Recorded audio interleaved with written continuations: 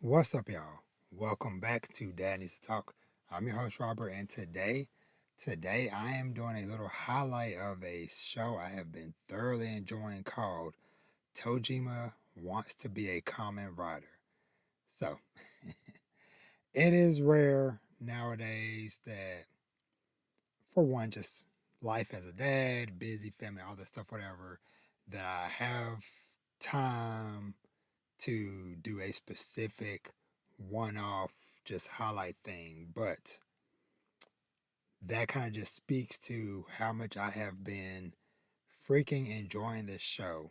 Now, I will say up front, I have little to no history with Kamen Rider. I just know I've seen it around.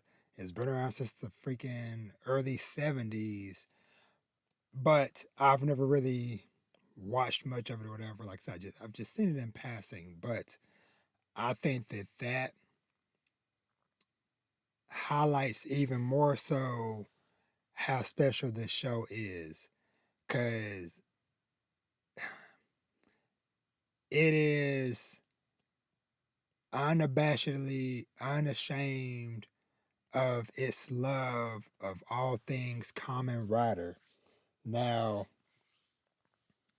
this show follows a group of adults, just be straight up, a group of adults who, throughout their different lives, have had different bonds and different connections with Kamen Rider, the Kamen Rider series. And that is one of the things that I love about this show is that the characters, like I said, as somebody, I am 35, soon to be 36 in a couple of weeks, so in my mid 30s, and all these characters who, like Tojima, let me switch this real quick. Um, like Tojima, he's 40.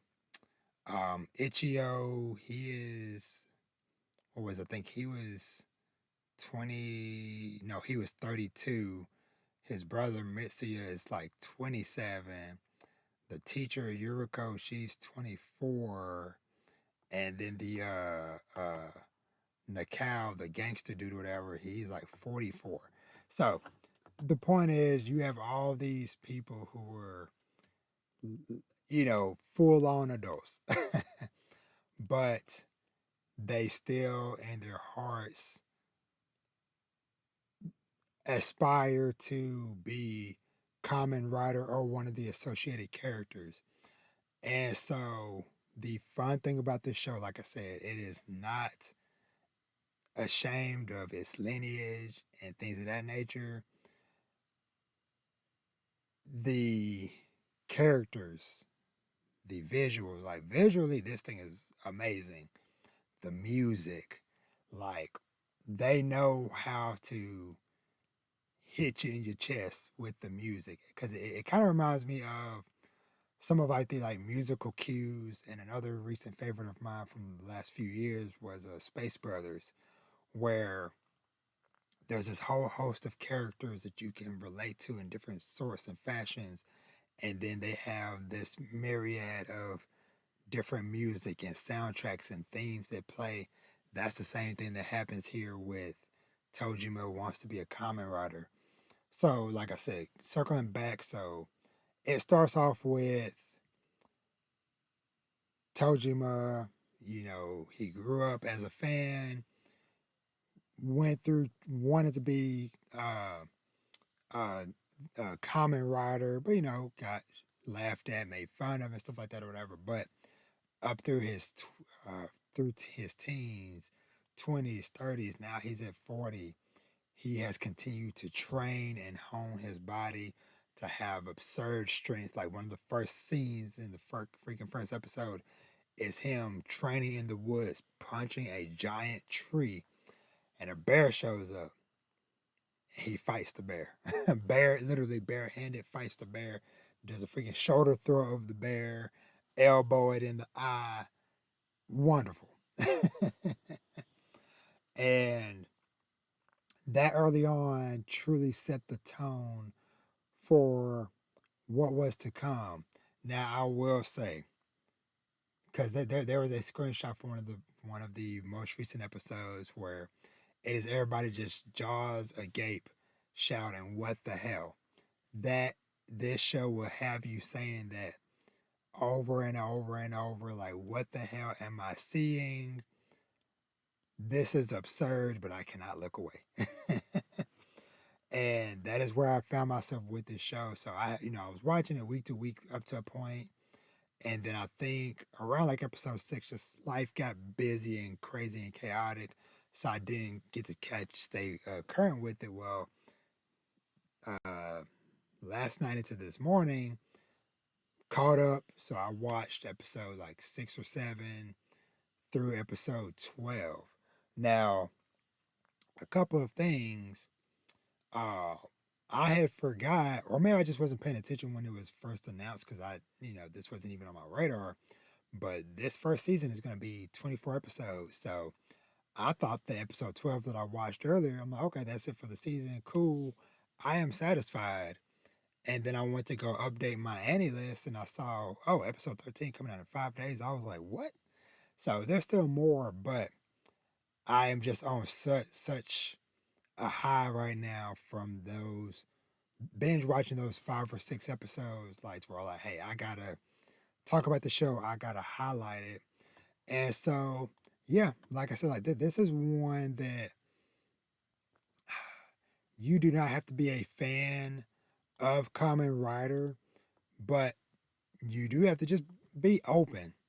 Be open to embracing the show for what it is. Because, like I said, it is at its heart a bunch of adults who had characters that they looked up to, that they aspired to be, but they actually followed through and continue to uh, still, for the most part, be regular adults, have normal jobs and stuff, whatever, but in their heart of hearts, still want to be that hero. Or in the case of Nakao, that villain, because you have people on both sides of like, not just, oh, I want to aspire to be the heroes, whatever. It's like, no, I want to be the bad guys. And so that has been fun to see. Now, one of the cool things about the show is that like it starts off with just, okay, both good and bad guys. These are all just seemingly normal people running around with different masks and costumes on or whatever. But we quickly learn that, oh, the villains from the Kamen Rider show are real villains, that they really exist. So the foot soldier type of guys, but then also the actual big monster characters and stuff are real. And so that's kind of where things really start to ramp up to where it's like, okay, this is no longer a situation of just regular human people just living out their childhood dreams or whatever in costumes and stuff. It is like, no, like these are some real deal monsters with real abilities, freaking poison darts, causing people to dissolve type stuff, like monster jumping down from the sky, squishing people. Like it gets really real very quickly. But I love that because, like I said, it just kind of feeds into that fantasy of this thing that you like, man, if Pokemon was real, and then all of a sudden it's like, oh, now you're coming face to face with a freaking Charizard, then it's like, okay, well, you dream about it. Well, hey, here's your chance to live that life. But bam. So enough just general gushing about the show. Kind of just talking a little bit more specifics with all the characters and stuff. I gotta say, man, shout out to the string of episodes I had just watched. The main cast doing a kind of like one-on-one tournament to kind of test each other's skills and see, okay, hey, this is what we all kind of need to work on as a group. That was a fantastic few episodes. Just seeing everybody, no holds barred, going all out, and it's just like my jaw on the floor. And like, yo, y'all are supposed to be a team. Y'all are gonna kill each other. But once again, this show just really embracing what it is, and that's just what I just freaking love about it. Um, And that's why I wanted to just do this. Like I said, didn't plan on talking super long about it or whatever, but this is definitely one of those shows that I feel like deserves more love, more attention. And yes, I don't have the biggest channel and reach as is, but still wanted to do my small part to help spread the word of Tojima wants to be a Kamen Rider. But yeah, so like I said, it is currently airing on Crunchyroll, both in sub and dub. I haven't got a chance to watch the dub yet, because it's 2 episodes behind. Um, but yeah, I've thoroughly been enjoying this show. Like I said, it is not one that I go in taking super serious. It is just, hey, I just want to see just some beautiful action, some lovable characters, some obscene stuff happening, and but it is grounded in the reality of the world that these characters are in. To where, like I said, it is absurd what you are watching as a viewer, but the fact that they are fully into it, like I said, like they wearing masks and costumes, the whole shebang, like that is just really dope, and that is the best thing I could say to really kind of end this. Is just that this show is really dope, and I just really appreciate it not being afraid to just be weird. uh, but yeah, so let me know what y'all think. Hopefully that 11 minutes of just rambling made sense to somebody out there. Like I said, I hope it inspires somebody to at least maybe give the show to give the show a try. Like I said, don't go in looking for no super deep plot or whatever, but just go in ready to have a fun time with some characters. And like I said, as somebody who is in their mid 30s, like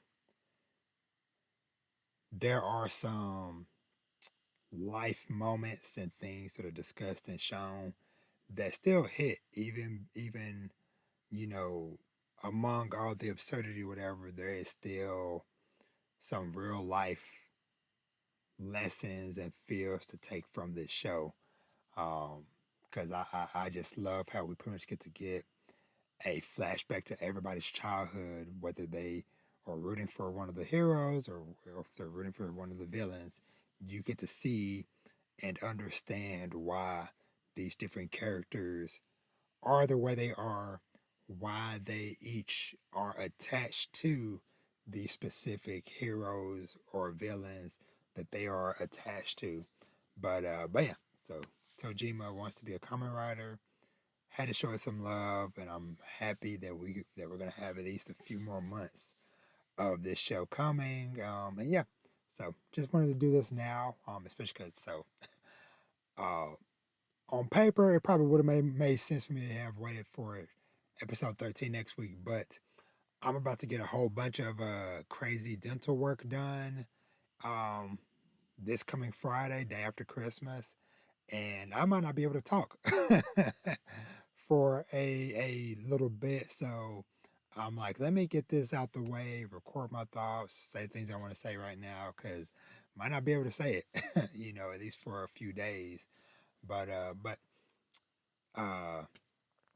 anywho, I'm about to get out of here. As always, thank you so much for watching and or listening. Let me know if you are checking out this show. And yeah, and as I always say, treat yourself to something nice, read some manga, watch some anime, TV shows, and movies, play some video games, and of course, live your best life. And with that, I am out. Check out Tojima Wants to Be a Kamen Rider, and I'll catch you on the next one. Y'all be easy. Peace.